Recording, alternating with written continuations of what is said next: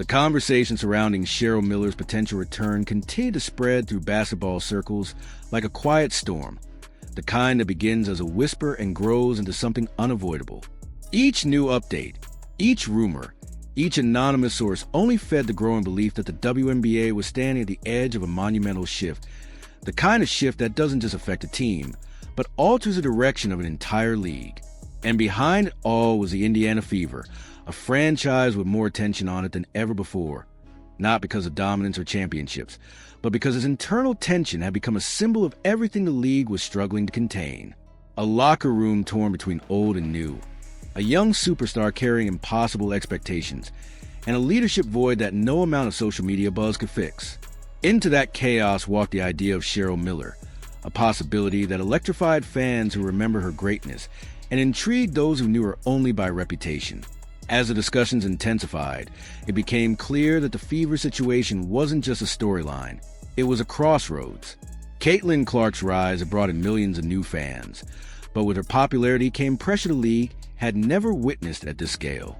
Her games were analyzed with the intensity of NBA playoff matchups, while every physical play, every foul, every stare down became a national debate.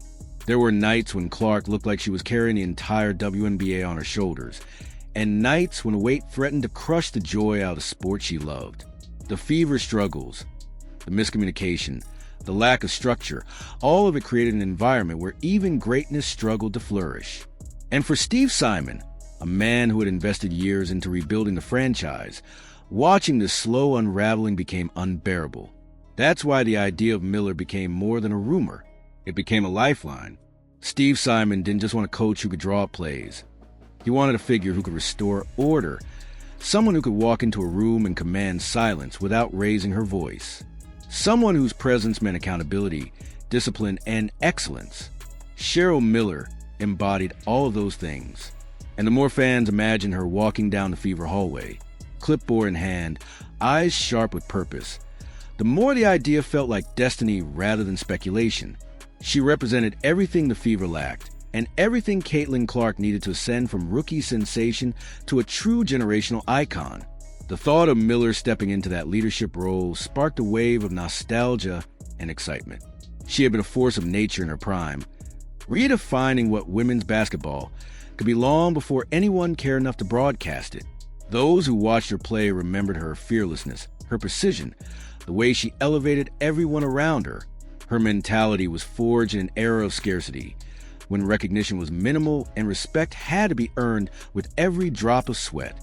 Bringing that mentality into the modern WNBA felt like injecting pure steel into a league that had grown increasingly concerned with narratives instead of fundamentals. Fans began imagining what a Miller-led Fever team would look like. Practices would be sharper, tougher, and undeniably more disciplined. Players would no longer drift through possessions or lose focus in critical moments because Miller simply wouldn't allow it. Under her guidance, the team's identity would shift from disorganized promise to hardened unity. And Caitlin Clark, for all her brilliance, would finally have a mentor who could redirect her fire into something unstoppable. Instead of carrying the burden alone, she'd have a coach who understood the loneliness of being a phenomenon, someone who had lived through that pressure before Caitlin was even born. For the veterans, Miller's presence would erase any confusion about hierarchy. A coach with her legacy doesn't need to negotiate authority. She radiates it. Any internal divides, passive-aggressive comments, or quiet frustrations will be extinguished under her leadership, not through intimidation, but through clarity. Her players would know exactly what she expected of them. And for the first time in a long time, the Fever would move as one. As whispers of their private meetings spread, analysts debated what Miller's official role might be. Some envisioned her as a consultant, quietly shaping culture from behind the scenes. Others imagined her taking over the entire operation, becoming the architect of a new era for the WNBA. There were even discussions about her influence reshaping developmental programs and coaching pipelines across the league.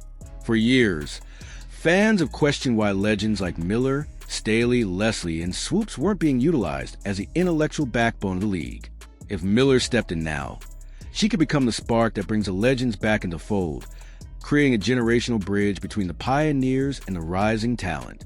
At the center of all this remained the biggest question: What would this mean for Caitlin Clark? For Clark, Miller's presence could change everything. No more whispers about favoritism or veteran resentment. No more struggling to balance rookie development with franchise leadership. Under Miller, she'd be pushed harder than she's ever been pushed, not because of pressure, but because of belief. Miller would coach her the way she coaches champions, with no shortcuts and no excuses. Clark's flaws would be sharpened, her strengths magnified, her leadership refined. It would be the beginning of a partnership that could define the next decade of women's basketball. For the WNBA, the impact would be seismic. A league that has been fighting for credibility would gain a leader whose influence transcends eras.